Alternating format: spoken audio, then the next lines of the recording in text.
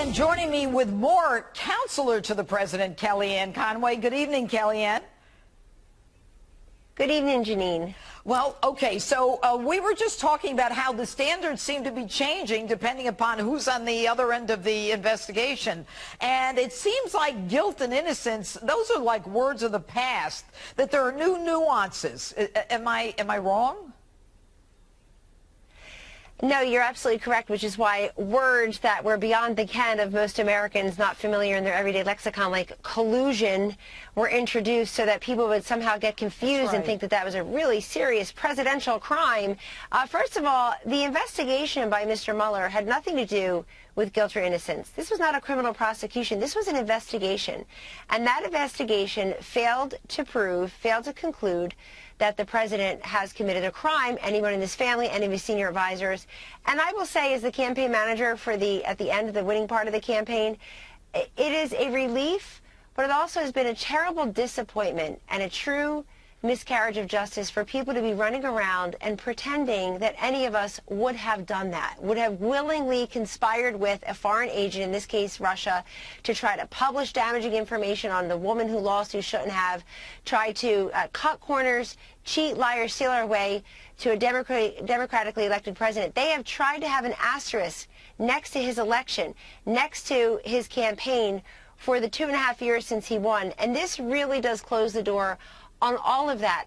I think also people are attacking Attorney General Barr speciously and really viciously for another reason. It is the Attorney General, the Deputy Attorney General, other, quote, department lawyers, and the Office of Legal Counsel, who all said they could not conclude that the president had in fact done anything to obstruct justice. That's key, because, and that's why they're attacking him. If you don't like the message, you attack the messenger. This is a just result.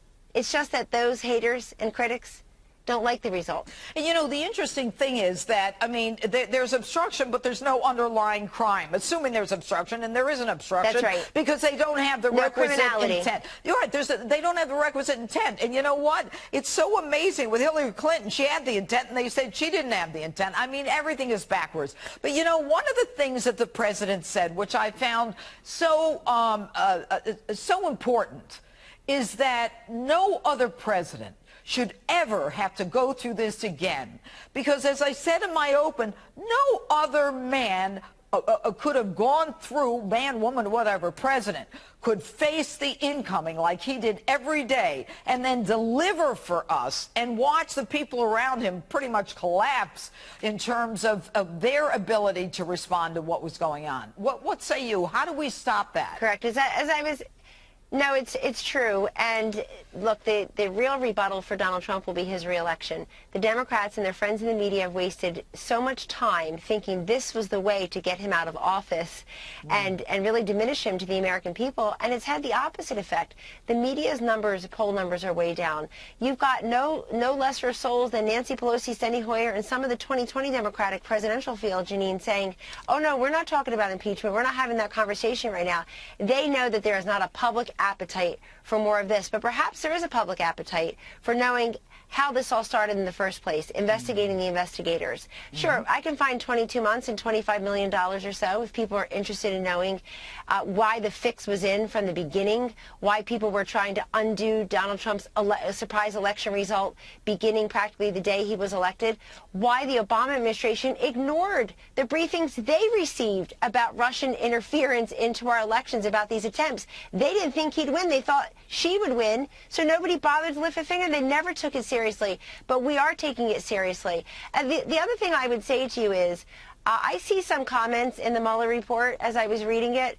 I've been by Donald Trump's side uninterrupted for 3 years practically now. I have never heard him one time say, this is the end of my candidacy, this is the end of my presidency. I've never heard him utter those words. And we've been in some pretty impossible, tough situations together. That is not the way he speaks. He has weathered some pretty impossible situations that would have broken another man or another woman, perhaps. And all the while giving us the best economy that some of us have ever seen, that this country truly has ever known. He's done all that under this ridiculous, unfair cloud. Imagine what he'll be able to do now that it's over. Well, and you know what? Couldn't agree with you more. Kellyanne Conway, thanks so much for being with us. Thank you, Janine. After the release of the Mueller report, the left-wing media begging Democrats to push impeachment. So the Democrats have a choice. Are they going to play it safe? Are they going to do what polls would tell you will actually get Donald Trump removed from office in an election? Or will they begin the impeachment proceedings that this Mueller report suggests Donald Trump deserves? He is unfit to be president of the United States, and anybody who suggests otherwise has not read the report. House Majority Leader, though, Steny Hoyer, saying not so fast, telling CNN, quote, based on what we have seen to date, going forward on impeachment is not worthwhile at this point. Very frankly, there is an election in 18 months, and the American people will make a judgment.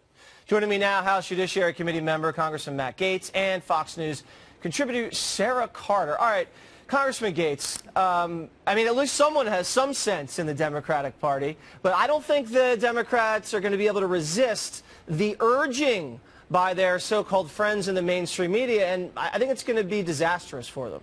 Well, and the real problem is there's a fundamental question in the Democratic Party about who's in charge. You got people like Nancy Pelosi and Steny Hoyer and Jerry Nadler who run the institutions of power in the Democratic Party, but the people who actually inspire the base who run the party are AOC and Rashida Tlaib and Ilhan Omar and Ariana Presley. I mean, so you've got a real problem because the people who can set the agendas and set the hearings aren't really the people who drive the energy of the Democratic Party. But you pointed out correctly, there was this weird feedback loop between the media and the Mueller team. I mean, the Mueller report cites the media more than 125 times. Right. I don't know how they had time to investigate anything. It seemed like they were spending all their time watching CNN and reading the New York Times. Right, but remember, there was never any leaking. Oh, those Mueller people. This is also that was airtight. That's my favorite line from this whole thing. They never leaked. But like in Volume 1, where they conclude that there was no criminal conspiracy with Russia, right, the media is referenced at half the rate of Volume 2, where they want to spin up this obstruction theory, where they have to rely heavily on public reporting rather than their own investigative work. It's kind of like, Sarah, when the FISA application cited the news media that had received the fake news from the people making the FISA application. Exactly. Well, the left wing or the mainstream or whatever we want to call it media, those who reported all these erroneous lies should be ashamed of themselves, and they should also be embarrassed. They were used, they were stooges for people in the Obama administration that leaked a disinformation campaign that literally targeted the President of the United States. So they were used to target the President, target his family, target the institution, and by the way, Jesse, target the American people. They should be ashamed. That is not their job. Their job is to seek out the facts, report those facts, even if they don't like President Trump. Yeah, not only were they stooges of the Obama administration, they were stooges of Russia. They delivered exactly what Russia wanted, which was to sow discord and animosity and make everybody question the integrity of our democratic institutions. And they were somewhat successful in doing that. Now, we're talking about next steps, Congressman. Personally, I don't think little Jerry Nadler has the intelligence, the charisma, him little, by the way, right, or is articulate enough to take this torch from Mueller and run it across the impeachment finish line. He doesn't have the credibility. He's not moderate enough, and I don't think he could sell a not guilty attempted obstruction charge the way you can sell collusion. Am I wrong? You're absolutely right. And who in America is going to believe these people? Adam Schiff and Jerry Nadler have been lying to the country for 22 months. So what, we're going to start believing them now? And you had a very solid 90s movies reference on the 5. Going after the president on obstruction in this case where he was largely set up with a phony investigation would be like charging Dr. Richard Kimball with 42 counts of trespassing while he was trying to clear his good name in the movie The Fugitive. Yes. So, I think that the I'm president so glad acted you picked up on my analogy, because I make analogies on the 5. I get laughed at by Dana Perino. I'm glad someone thinks they're good. All right, Sarah, we talked about it at the top with Dan about the next steps. I don't think, no matter what is released, I don't think as damning as it could be to the Obama administration, I still don't think, I could be wrong, I still don't think the media is going to fairly and accurately report instances of abuse of power that happened in the last administration. I certainly hope you're wrong. And the only reason why I say that is because, listen, Jesse, there are going to be numerous investigations, and I don't think they'll be able to walk away from it. Once the information comes out from Michael Horowitz's report, and remember that's a very narrowed scope investigation. It's going to be the FBI and the DOJ. They're going to be looking at malfeasance within both of those agencies in the department. And then we're going to have Barr's investigation, and we also have Huber. So there's going to be multiple investigations. We don't even know, and there may already be a grand jury impaneled in this investigation. What we've seen is an extraordinary abuse of power. I think the American people are well aware of what's going on here, and I also believe that at some point the media is going to have to take a step back, and they're going to have to assess what they've done, because we have seen the ratings drop on a lot of other competitor stations enormously, and people are going to stop reading those papers if they don't feel that they're being serviced well with the truth. Yeah, I mean, I think CNN lost like 30 or 40% of its primetime audience last week. That's right. Congressman, when you see mainstream media reporters running around in the halls of Congress, you should just whisper to them, no collusion.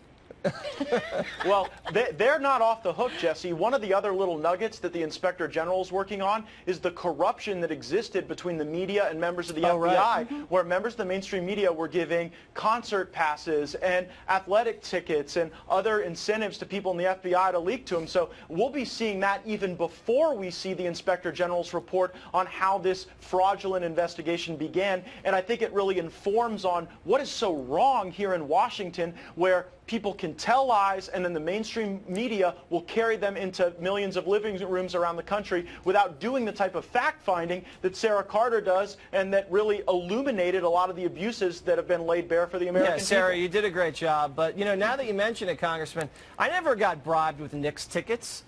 You know, I never got any. No, that's because you're not in the FBI. No, the media was doing the bribing. It was the FBI that was receiving the incentives, and so then you wonder, were people in the FBI giving truthful information, not truthful information? And then you have those very media reports cited in the Mueller report, as if they're the gospel when they clearly are not. All right. That's it. All right, Congressman, Sarah, thank you guys very much. Happy Easter weekend to both of you. Happy Easter to you.